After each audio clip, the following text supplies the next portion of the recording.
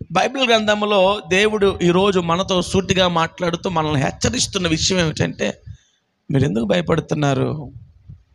అర్థమవుతుంది ఈ మాట, మీకు అర్థమవుతుందా? మీరెందుకు, అదేనా అడిగింది మార్కు సువార్త 4వ అధ్యాయం 40వ వచనంలో దేవుడు ఏమడిగాడు? మీరెందుకు భయపడుచున్నారు? వాస్తవానికి చెప్పండి, భయం కలగదంటారా? ఎవరికైనా భయం కలగదంటారా? ఖచ్చితంగా భయం కలిగిద్ది. పిల్లలు పాడైపోతుంటే వాళ్ళ భవిష్యత్తు ఏంటో అర్థం కాక భయం కలగదండి. చేతికొచ్చిన కుర్రోడు లోకానుసారంగా ఉంటూ అయ్యో ఏమైపోతాడు వీడు అన్న భయం తల్లికి ఉండదా? ఉంటుంది. భర్త విషయంలో భయం ఉండదా? ఉంటుంది. లేదా ఆరోగ్యం గురించి, అప్పు బాధల గురించి ఏదో ఒక భయం మనల్ని పట్టి పీడిస్తూ ఉంటుంది, బాధ కలగజేస్తూ ఉంటుంది. కానీ ప్రభువు ఏమంటున్నాడు తెలుసా? మీరు ఎందుకు భయపడుతున్నారు? అదేంటి ప్రభు, భయపడొద్దా? భయపడొద్దు, భయపడొద్దు, భయపడొద్దు. 365 సార్లు బైబిల్ గ్రంథంలో రాయబడిన మాట ఏదైనా ఉంది అంటే భయపడొద్దు. రోజుకొక మారు ప్రభు పలికాడు, భయపడొద్దు. నువ్వు దేని గురించి భయపడొద్దు, నువ్వు దేని గురించి భయపడొద్దు, నువ్వు దేని గురించి దిగులు పడొద్దు, నువ్వు దేని గురించి చింతపడొద్దు, నువ్వు దేని గురించి అతిగా ఆలోచించొద్దు. ఎందుకు దేవుడు భయపడొద్దు అంటున్నాడో కొన్ని విషయాలు మనం ధ్యానం చేద్దాం. వాటి గురించి మీ అందరికీ నేను చాలా చక్కగా వివరణ ఇస్తాను.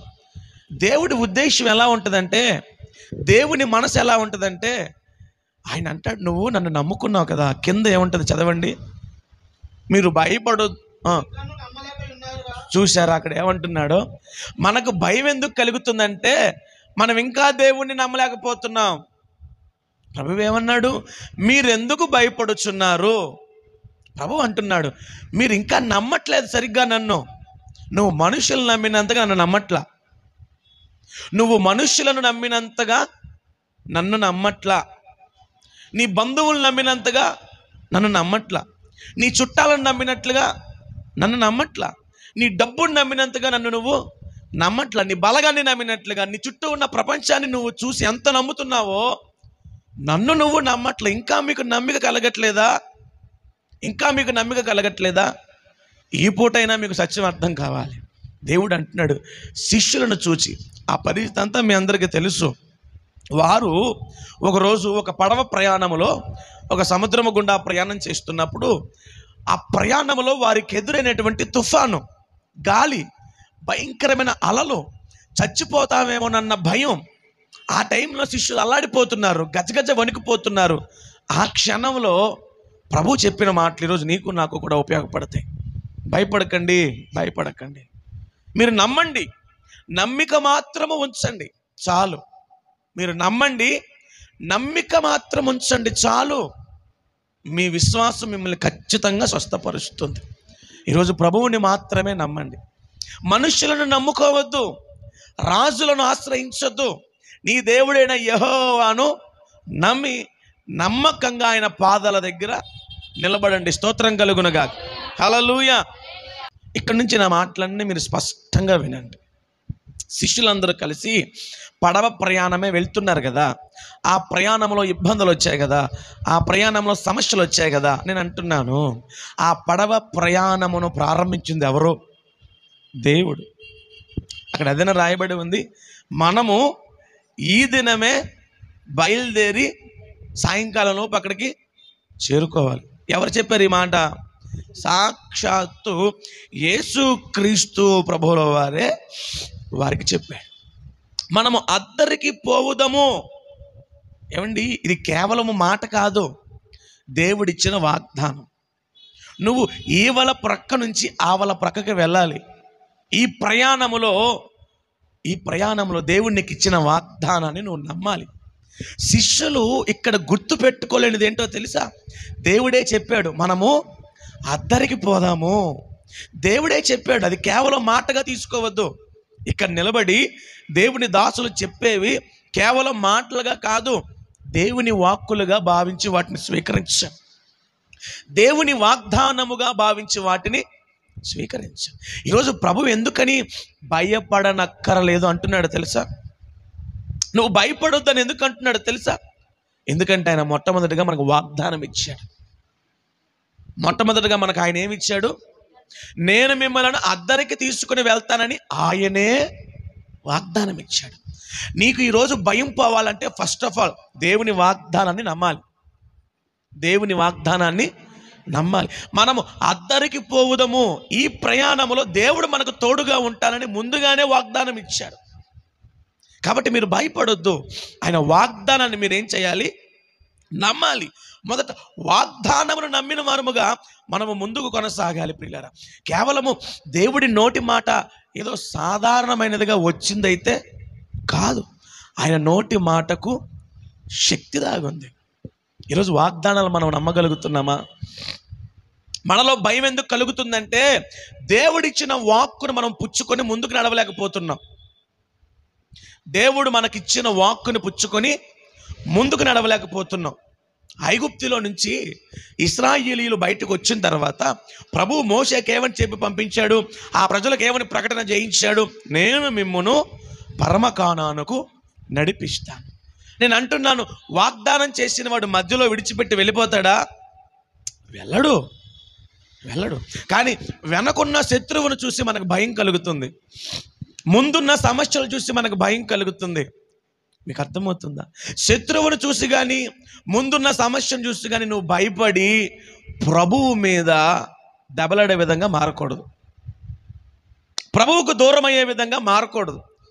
శత్రువు కామనే, సమస్యలు కామనే. నేనేమంటానంటే ప్రత్యేకంగా ఈ ఉదయకాలపు ఆరాధనలో దేవుడు నీకు అభయం ఇచ్చాడు. ఆయన హస్తాన్ని నీకు అభయంగా ఉంచాడు. ఆయన నీకు నేను తోడుంటానన్నాడు. నువ్వు భయపడద్దు. దేనికి? ముందుకు నడు. ఆయనే నిన్ను ఆవలి ఒడ్డుకు చేరుస్తాడు. మత్తయి సువార్త 24వ అధ్యాయం ఉదాహరణకు ఒక మాట చూపిస్తాను. 35వ వచనం చదవండి ఒకసారి. మత్తయి సువార్త 24:35. ఆకాశమును భూమియు గతించును గాని నా మాటలు ఎప్పటికీ ఏ మాత్రమును గతింపవు. స్తోత్రం కలుగునుగా. మీకు అర్థమవుతుందా? ఆకాశము భూమి కనపడకుండా పోతాయేమో కానీ నీ దేవుడి నోటి నుండి వచ్చిన మాట మాత్రం అది స్థిరం. నమ్మండి. దేవుని నోటి వాక్కును మీరు నమ్మండి. మీరు నమ్మకే నేను ఎందుకు ప్రతిరోజు ఈ విషయాలు మీకు పదే బోధిస్తున్నానంటే ఈ విషయాలలో మీరు బలహీనులై ఉన్నారు. యెషయా గ్రంథాన్ని ఒకసారి తెరవండి. 55వ అధ్యాయం చదువుకుందాం ఒకసారి. 10-11 వచనాలు. ఆకాశము నుండి కురిసినటువంటి వర్షం పొలములో పంటలకు ఎంత ఆధారంగా ఉంటుందో నా నోటి నుంచి వచ్చిన మాట కూడా మీకు అంతే ఫలభరితంగా, మీకు ఉపయోగకరంగా, దీవెనకరంగా ఉంటుంది. కాబట్టి ఒక్కటే, మీరు భయపడుతున్నారు. ఆ భయం మీలో పోవాలంటే మొట్టమొదటి మాట మీరు వాగ్దానాన్ని నమ్మాలి. దేవుడే చెప్పాడండి అద్దరికి పోదామని. ఈ ప్రయాణంలో మనుషులు తోడు ఉంటారా? మనకి ఉండరండి. దేవుడే మనకు తోడు. కాబట్టి మీరందరూ కూడా ఒక్కటి మాత్రం వాస్తవం, వాగ్దానాన్ని ఎత్తిపెట్టి మీ జీవితంలో ముందుకు అడుగులు వేయండి. వాగ్దానాన్ని ఎత్తిపెట్టి మీ జీవితంలో అడుగులు ముందుకు వేయండి. నేను రెండో మాట చెబుతాను. మనము భయపడడానికి గల ముఖ్య కారణం ఇంకొకటి ఉంది. అది ఆయన మనతో ఉన్నాడని మర్చిపోతున్నాం. చదవండి. మార్కు సువార్త 4వ అధ్యాయము 36-37 వచనాలను చదవండి. దేవునికి స్తోత్రం కలగాలి. ఆయన ఉన్న ధోనే. స్తోత్రం చెప్పండి. ఆయన ఉన్న ధోని. నేను అడుగుతున్నాను, యేసయ్య నీతో ఉంటే అసలు నువ్వు ఎందుకు భయపడుతున్నావు? ఆ ధోనిలో ఎవరున్నారంట? ఉన్నాడా లేదా? మరి ఎందుకు భయము? ఆ ధోనిలో యేసయ్య ఉన్నప్పుడు ఎందుకు భయము? శిష్యులు ఆలోచించింది, శిష్యులు కనీసం ఊహల్లో కూడా తీసుకురాంది ఏంటంటే ఆయన ఎప్పుడూ వారితోనే ఉన్నాడు. ఆ ధోనిలో యేసయ్య ఉన్నాడు, కానీ వారిని భయం పట్టి పీడిస్తా. అందుకనే మీ అందరికి ఒక ప్రార్థన నేర్పుతాను. నేను మోకరించి ప్రార్థన చేస్తున్నప్పుడు ఏమడుగుతాను? ఆనాడు ఇశ్రాయేలీయుల సర్వ సమాజంలో వారి ఎదుట నిలబడి మోషే ఏమని ప్రార్థన చేసేవాడు? ఎప్పుడు? అయ్యా, నీ సన్నిధి మాకు తోడుగా కావాలి. దేవా, నువ్వు మాకు తోడుగా కావాలి. దేవా, నువ్వు మాతో పాటు రావాలి. దేవా, నువ్వు మాతో పాటు ఉండాలని ఎందుకు ప్రార్థన చేసేవాడో తెలుసా? మోషే, ఆయన ఉంటే పరిస్థితులన్నీ ఆయన చూసుకుంటాడు. ఎప్పుడు కూడా మీరు ఎందుకు భయపడుతున్నారని అంటే మీతో యేసయ్య ఉన్నాడని మీరు గుర్తించట్లేదు, అందుకే మీకు భయం కలుగుతుంది. శిష్యులు ప్రయాణం ప్రారంభించినప్పుడు ఆ ప్రయాణంలో వారికి తోడుగా యేసయ్య కూడా ఆ ధోనిలో ఉన్నాడు. కానీ కలుగుతున్న పరిస్థితులను మాత్రమే చూస్తున్నాం తప్ప యేసయ్యను చూడట్లేదు. అపవాది చేసే మాయ ఇదే. నిన్ను దేవుని వైపు చూడనివ్వడు.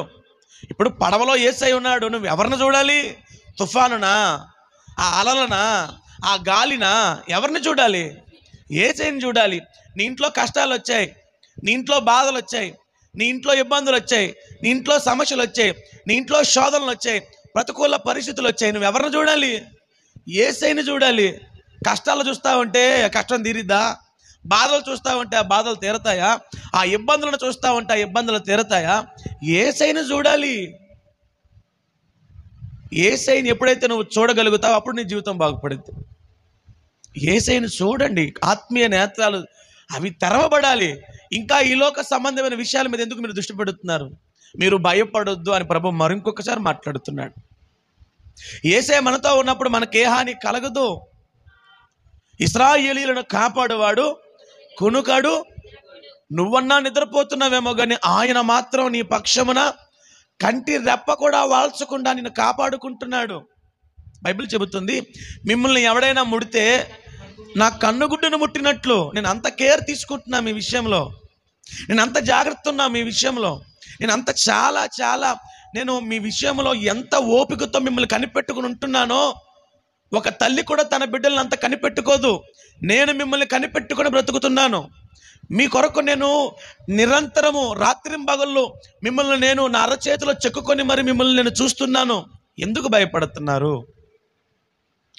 శిష్యులతో యేసయ్య ఉన్నాడండి, కానీ భయపడుతున్నారు.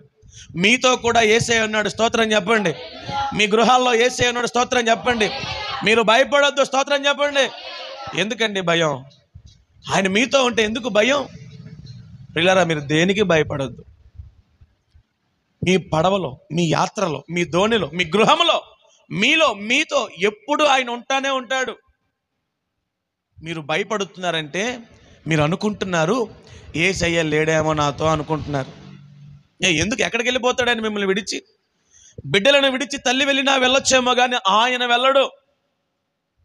తల్లి తన బిడ్డలను మరుచునేమో కానీ నేను నిన్ను మరువను. నేను ఎందుకు మర్చిపోతాను నిన్ను? నేను ఎందుకు విడిచిపెడతాను నిన్ను? నేను ఎందుకు త్రోసివేస్తాను నిన్ను? నేను నీతోనే ఉన్నాను, నీలోనే ఉన్నాను. ఈరోజు ఈ సత్యం మీకు అర్థం కావాలి. ఎందుకు మనం భయపడుతున్నామంటే దేవుడు నాతో లేడేమో అని నువ్వు అనుకుంటున్నావు. ఆ భయం తొలగించు. ఎప్పుడు నువ్వేమి నమ్మాలో తెలుసా? ఆ దేవుని సన్నిధి నాతోనే ఉందని నమ్మాలి.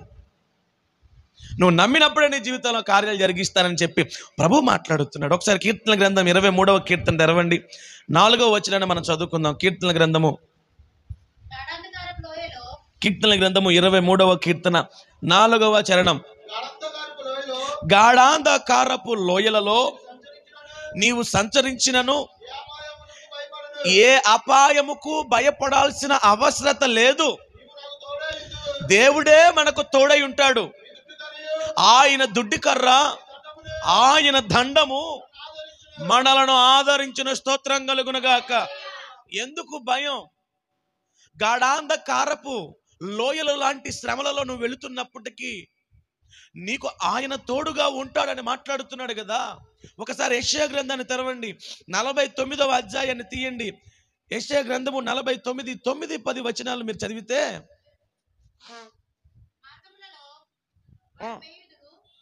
చదవండి.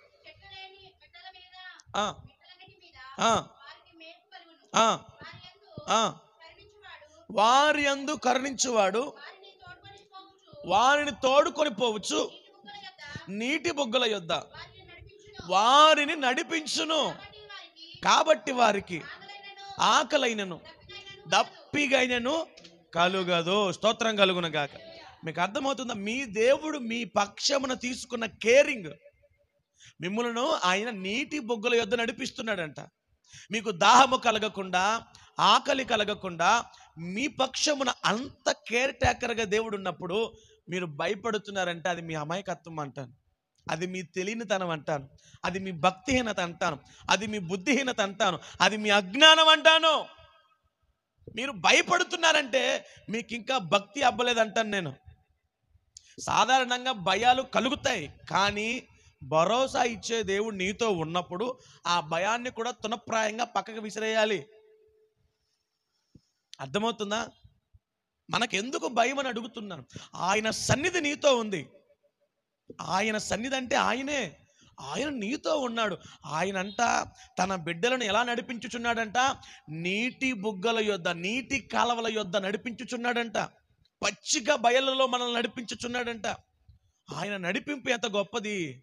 ఈరోజు మీకు అర్థం కావాల్సినటువంటి ఈ విషయం ఏమిటంటే, ఆయన సన్నిధి మీతో ఉన్నదని మీరు గుర్తించాలి. నీలో భయం కలుగుతుందంటే నువ్వు ఇంకా గుర్తించలేదు. దయచేసి చెబుతున్నా, మీ మనస్సులను కాస్తంత నిమ్మలపరుచుకొని కాస్తంత నిదానంగా ప్రభు వైపు కన్నులెత్తి చూడండి. ఆయన మీ గృహములో కనబడతాడు. మీరు సరిగా వెతకట్లేదు దేవుణ్ణి, అందుకే మీకు ఆయన కనపడట్లేదు. మీరు చదువుకున్న కీర్తన తీయొద్దులే. మీరు చదువుకున్న కీర్తనలో ఏమనుంది? ఆయనను వెదుకు వారందరూ సంతోషిస్తారు. ఆయనను మనం వెతికే క్రమం మనకు అర్థం కావట్లేదు. చాలామంది చూడండి, వస్తువు కళ్ళ ముందే ఉంటుంది, వెతికే విధానములో ఆవేశం, అనాలోచన, కంగారు, తొందరపాటు. అలా వద్దు.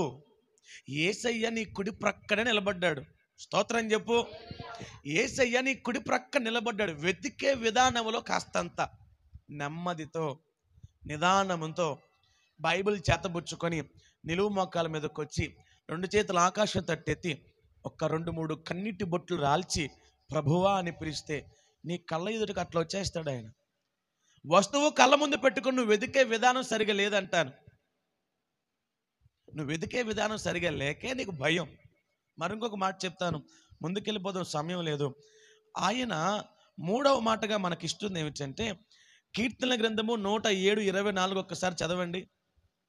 కీర్తనల గ్రంథము 107:24 ఒక్కసారి చదవండి. 107:24. యెహోవా కార్యములను,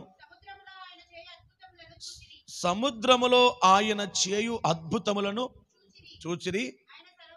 ఆయన సెలవీయగా తుఫాను పుట్టెను, అది దాని తరంగములను. దేవునికి స్తోత్రం. మీకు అర్థమవుతుందా? 3వ మాట ఏమిటంటే దేవుని ప్రణాళిక. అక్కడ రాయబడిన మాట ఏమిటి? ఆయన సెలవిస్తే ఏం పుట్టింది? ఆయన సెలవిస్తే ఏం పుట్టింది? తుఫాను పుట్టింది. మీకు అర్థమవుతుందా? దోణె ఒడ్డు నుంచి లోతుకి నడిపించబడి నడి సముద్రంలోకి వెళ్ళగానే దేవుడే ఆజ్ఞాపించాడేమో శ్రమలను. ఇలా ఎందుకు అనుకోవు నువ్వు? ఆయన ఆజ్ఞాపిస్తేనే తుఫాను పుట్టిందంట. ఇప్పుడు శిష్యులు ఏమని భయపడుతున్నారు? శిష్యులు ఏమని ఏడుస్తున్నారు? శిష్యులు ఏమని కంగారపడుతున్నారు? మేము చచ్చిపోతాం, మేము చచ్చిపోతాం, మేము చచ్చిపోతాం. తుఫాను తుఫాను తుఫాను, భయము భయము భయము. ఆయన ఇచ్చిన వాగ్దానం ఒకటి ఉందిగా, ఆయన సన్నిధి నీతో తోడుగా ఉంది కదా. నువ్వు ఇది దేవుని ప్రణాళిక, దేవుని చిత్తం. దేవుడు ఏదో ఒక చక్కటి పాఠాన్ని ప్రభు మనకు నేర్పుతున్నాడు అని ఎందుకు అనుకోవు? ఒకసారి తీయండి బైబిల్ గ్రంథాన్ని. యోహాను సువార్త 6వ అధ్యాయం తెరవండి. యోహాను సువార్త 6వ అధ్యాయం తెరవండి. 6వ వచనం చదువుకుందాం మనం. యోహాను సువార్త 6:6 చదవండి. యేసు, యోహాను సువార్త 6వ అధ్యాయం 6వ వచనం.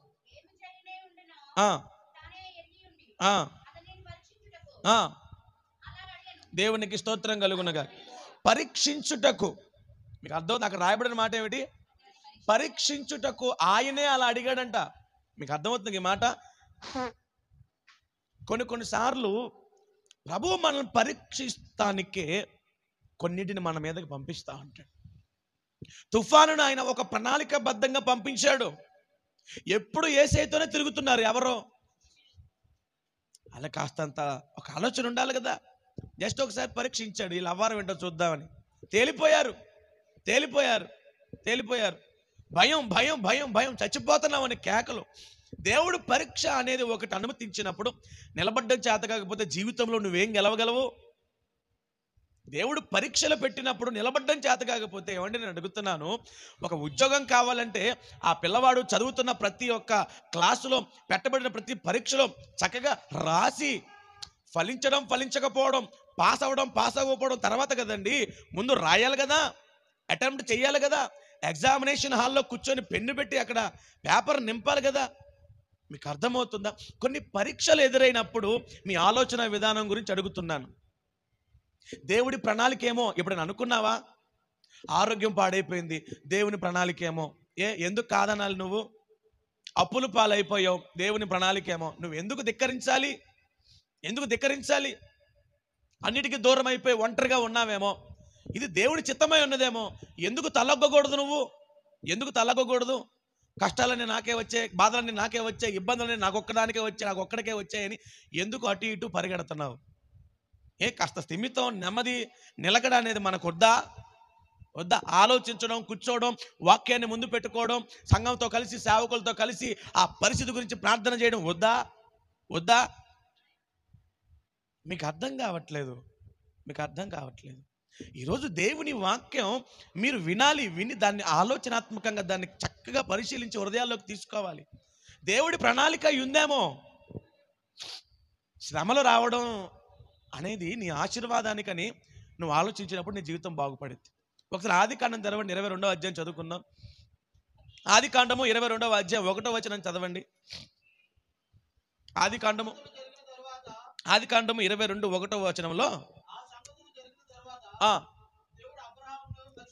చూసారా? మీకు అర్థమవుతుందా?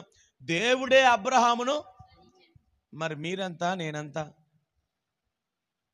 దేవుడే అబ్రహామును పరిశోధించాడంట. మీరంతా నేనంతా నిలబడవా అని అడుగుతున్నా. కొన్ని శోధనలు, కొన్ని కష్టాలు, కొన్ని బాధలు, కొన్ని ఇబ్బందులు, కొంత పరీక్షా కాలము దేవుడు అనుమతించినప్పుడు అబ్రహామునే దేవుడు పరిశోధించాడంట. మరి మనమెంత? దేవుడి యొక్క ఎగ్జామినేషన్స్లో మనం నిలబడాలండి. పాస్ అవ్వడం ఫెయిల్ అవ్వడం అనేది తర్వాత అండి. ముందు వాటిని మనము అటెంప్ట్ చేయాలి. కనీసం కాస్తంత పోరాట పట్టిమ కనపరచాలి. శోధన సహించువాడు ధన్యుడు. మీకు అర్థమవుతుందా?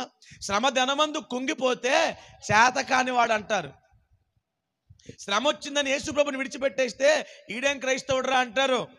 కష్టం వచ్చిందని చెప్పి దేవుడికి దూరం అయిపోతే వీళ్ళేం క్రైస్తవులురా అంటారు.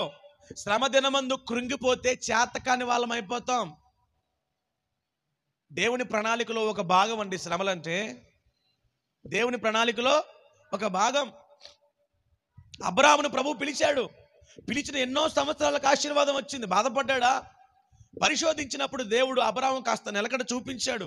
అందుకనే ఈనాటికి విశ్వాసులకు తండ్రిగా పిలువబడ్డాడు. స్తోత్రం కలుగునగా. మీకు అర్థం కావాలండి, ఆయన ప్రణాళిక ఉందేమో, ఎందుకు కాదనకూడదు అంటాను.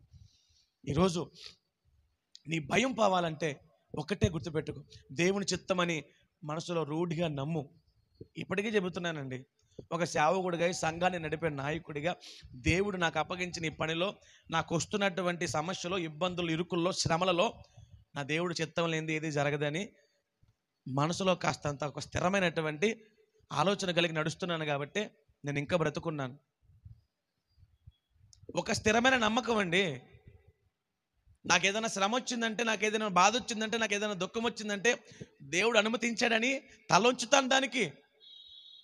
కొద్ది రోజులైన తర్వాత దేవుడే దాన్ని తొలగిస్తాడు. జీవితకాలం ఆ శ్రమలు నీకు ఉంచడో. ఒకటి గుర్తుపెట్టుకో, బైబిల్ చెబుతుంది, నీవు మోయగలిగిన బరువే నీ భుజాల మీద పెట్టాడు. నువ్వు ఎత్తుకుంటావేమో అధిక బరువులు, ఆయన అట్లా కాదు.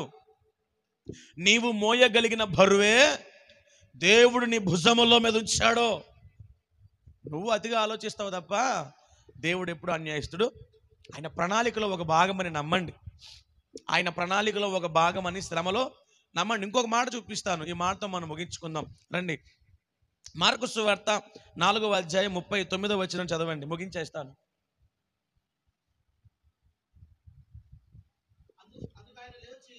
మార్కు సువార్త 4వ అధ్యాయం 39వ వచనం. అందుకు ఆయన లేచి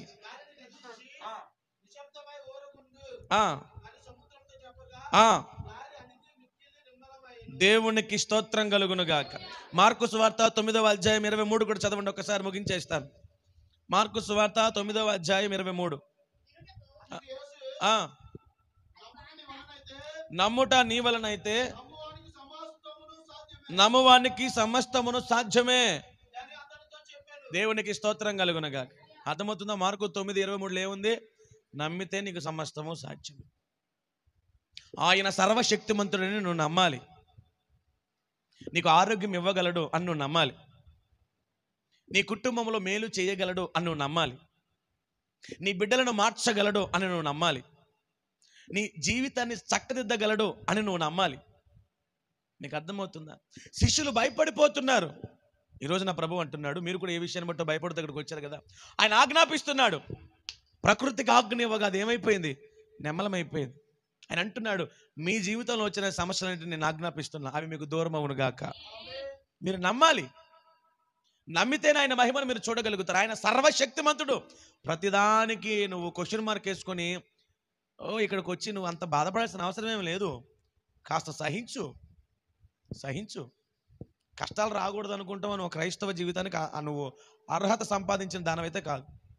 నాకు బాధలు రాకూడదు, నాకు ఇబ్బందులు రాకూడదు, మా ఆయన నన్ను కొట్టకూడదు, మా పిల్లలు రోడ్ల మీద తిరగకూడదు, నాకు అన్ని బాగుండాలి, నా ఇంట్లో డబ్బులు అది అమాయకత్వం. అది అమాయకత్వం. కష్టాలు సుఖాలు బాధలు ఇబ్బందులు అనేవి మనుషులకే కదా, జంతువులకు కాదుగా. ఈ కష్టాల్లో శ్రమల్లో శోధనలో ఇబ్బందులు దేవుడు మనకు తోడుంటాడని చెబుతున్నా కదా. ఈ 4వ మాట ఏమిటంటే ఆయన సర్వశక్తిమంతుడని నువ్వు గుర్తించాలి. నువ్వు నమ్ము, దేవుణ్ణి సంపూర్ణంగా నమ్ము. ఆయన ఆజ్ఞ ఇస్తున్నాడు. ఆయన ఆజ్ఞ ఇస్తే ఆ సముద్రం అంతా ఏమైపోయింది? నీ జీవితంలో ఏంటి నిన్ను పట్టి పీడిస్తూ ఉంది? ఆ సముద్రపు అలలాగా ఏది ఎగసి పడి నీ మీద దాడి చేస్తూ ఉంది? నీ జీవితంలో ఏ సమస్యను బట్టి కృంగిపోతున్నావు? నీ జీవితంలో ఏ ఇబ్బందిని బట్టి బాధపడుతున్నావు? నీ జీవితంలో దేనిని బట్టి దివారాత్రము కన్నీరు విడుచుచున్నావు? నా దేవుడు ఆజ్ఞ ఇస్తున్నాడో అవన్నీ వెనక్కి తగ్గునుగాక. అవన్నీ నిన్ను విడిచిపోవునుగాక. అవన్నీ నీకు దూరం అవునుగాక. ఒక శాంతికరమైన జీవితాన్ని నా ప్రభువు నీకు ప్రసాదించునుగాక. భయపడద్దు, ప్రశాంతంగా భక్తి చేసుకోండి. ఇది క్రైస్తవ జీవితానికి కావాల్సినటువంటి ఒక్క చక్కటి పునాదితో కూడిన భక్తి. చక్కగా 4 మాటలు మాత్రం చెప్పాను. వాటిని విశ్వసించి వాటిని మొదలు పెట్టుకొని ఒక మంచి భక్తి. మనకి భయాలు కలగవని కాదు. ప్రభు అంటే నన్ను నమ్ముకున్న వాళ్ళు కూడా భయపడితే ఇంకా మీకు లోకస్తులకు తేడా ఏముందిరా అంటాడు. నన్ను నమ్ముకున్న తర్వాత కూడా నువ్వు భయపడితే ఇంక ఏంటి నువ్వు భక్తి చేసింది? నన్ను నమ్మింది ఏంటి? అర్థమవుతుంది కదా? స్తోత్రం చెప్పండి. ఇంకా నా వర్తమానం అయిపోయింది. ఎందుకు బైబిల్ చదువుతున్నారు? ఏమైనా డౌట్ వచ్చిందా? ముగింపులు మాట్లాడుకోండి. నా వర్తమానం అయిపోయినప్పుడు మళ్ళీ మీరు బైబిల్ చూస్తే నేను చాలాసార్లు చెప్పా, మీకు చెవులు ఎవరైనా తినేశారేమో. ఎలాగో సందర్భం వచ్చింది కాబట్టి మాట చెప్తా. ఒకరోజు ఒక జింక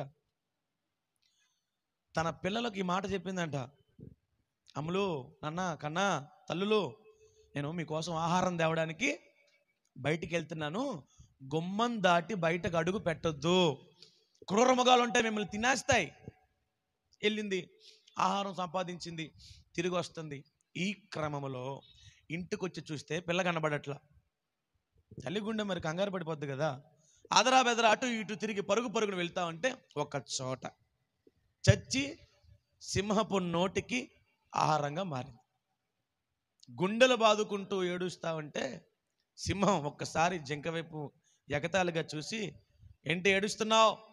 ఒకవేళ ఇది కానీ నీ కూతురా నీ కొడుకా అని అడిగిందంట. అప్పుడు జింక చెప్పిన సమాధానం ఏంటో తెలుసా? నా కూతురు కాదు, నా కొడుకు కాదు, నా బిడ్డ కానే కాదు. అదేంటి అలా అంటావు?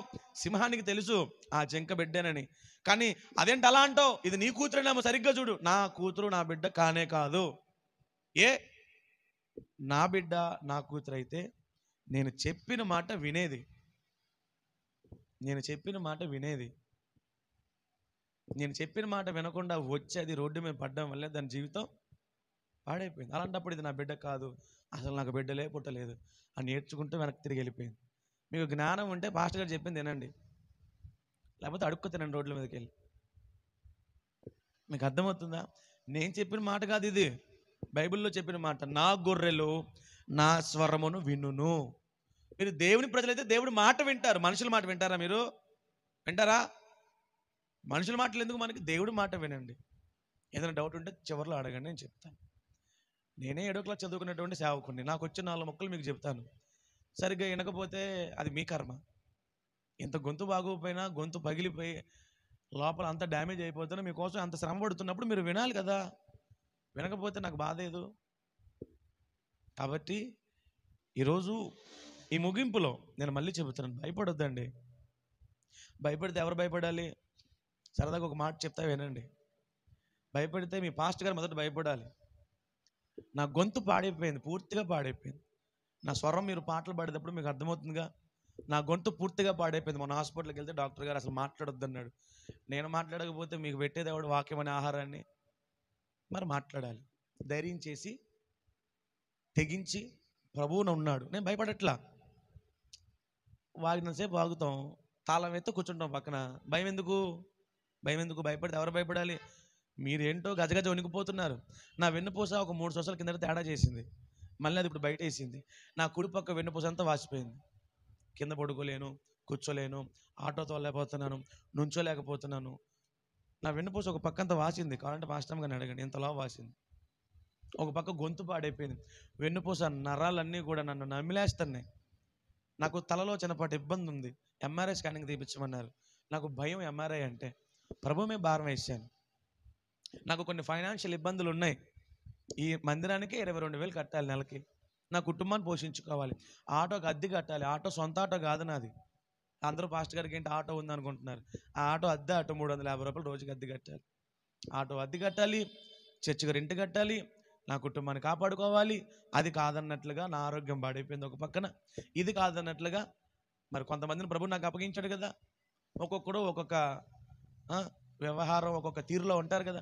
మిమ్మల్ని కాపాడుకోవాలి, నా కుటుంబాన్ని కాపాడుకోవాలి, నాకు అప్పగించిన పని నేను చేయాలి. ఇలా చెప్పుకుంటూ పోతే నా జీవితంలో మీరు అంటారు కదా సుఖ దుఃఖం లేకుండా అయిపోయింది బతుకని. నా బతుకు పెద్ద అంత కమ్మగా ఏమి లేదు. కానీ నా ధైర్యం ఒకటే, యేసయ్య. ఏ పరిస్థితి అయినా నేను చెప్పా పోయిన వారం, పిచ్చి భక్తి చేస్తా, నేను ప్రాణం పెట్టి భక్తి చేస్తా. నాకు దేవుడు అంటే అదొక ప్రేమ, అది మాటల్లో వర్ణించలేను నేను. నాకు అదొక రకమైన పిచ్చి దేవుడు అంటే. గుడ్డి విశ్వాసం. నేను వెళ్ళిపోతా దేవుడు వెంటబడి. నాకు ఆయన అంటే అంత నమ్మకం, అంత విశ్వాసం. నాకు అన్యాయం చేయడు నా దేవుడు. మీ సేవకుడు మీ ఎదుట ఇలా నడుస్తున్నప్పుడు మీకు వచ్చే చిన్న చిన్న గాలివాళ్ళను బట్టి మీరు ఎందుకు అదిరిపోతున్నారో, బెదిరిపోతున్నారో, భయపడిపోతున్నారో మాకైతే అర్థం కావట్లేదు. ప్రతిదానికి భయపడేవాడు క్రైస్తవుడు కాదు. కుద్దానికి కాద్దానికి అదిరిపోయి బెదిరిపోయి దేవుడికి దూరం అయిపోతావా? అది భక్తి కాదు. ఎందుకు అంత బాధ? దేవుడు ఉన్నాడు నీ పక్షాన. చెప్తున్నాగా, నా నమ్మకం ఎవరు? దేవుడు. మోకాళ్ళు 2 ఎలా ఉంటాయో తెలుసా నాయి? నుంచుంటే కూర్చోలేను, కూర్చుంటే నుంచోలేను. నేను మోకాళ్ళు వేసి కూర్చున్న కింద ఇలా తీయడానికి రావు, అలా ఉండిపోద్ది అది అక్కడ. దాని కాలుతో ఇలా జరుపుకోవాలి. నా వెన్నుపూస అంత డ్యామేజ్ అయింది. నేను చిన్నప్పుడే ఒక 50 కేజీల బరువైన ఒక బస్తా నా నడుమే పడిపోతే పూస తప్పిపోయింది. ఎడమ పక్కన పూస ఒకటి తప్పి ఆపరేషన్ చేయాలన్నారు. 20 సంవత్సరాల వయసు అప్పుడు. ఇప్పుడు 34. 20వ ఏటే నాకు ఆపరేషన్ చేయాలన్నారు నడుంకి. వాస్తవానికి వెన్నుపూసకు ఆపరేషన్ చేస్తే సెట్ అవుతుందో ఎవడికి తెలియదు. అలా బతికేస్తున్నాం మేము. మీరేంటో మరి ప్రధానికి భయపడిపోయి బెదేలైపోయి అటు పరిగెత్తి ఇటు పరిగెడితే పరిగెత్తి పాలు తాగకండి, దాహం తీరిద్దా? పరిగెత్తి పాలు తాగితే దాహం తీరిద్దా? కాస్త అంత ఉండండి. ప్రభు మీ బిడ్డల్ని, మీ కుటుంబాన్ని, మీకు కలిగిన సమస్తాన్ని కూడా ఒక ఒక ఒక ఒక తీరానికి తీర్చే బాధ్యత ఆయనదే. దేవునికి స్తోత్రం కలుగునుగా. హల్లెలూయా. నా విశ్వాస ఓడ యాత్ర కొనసాగుచున్నది,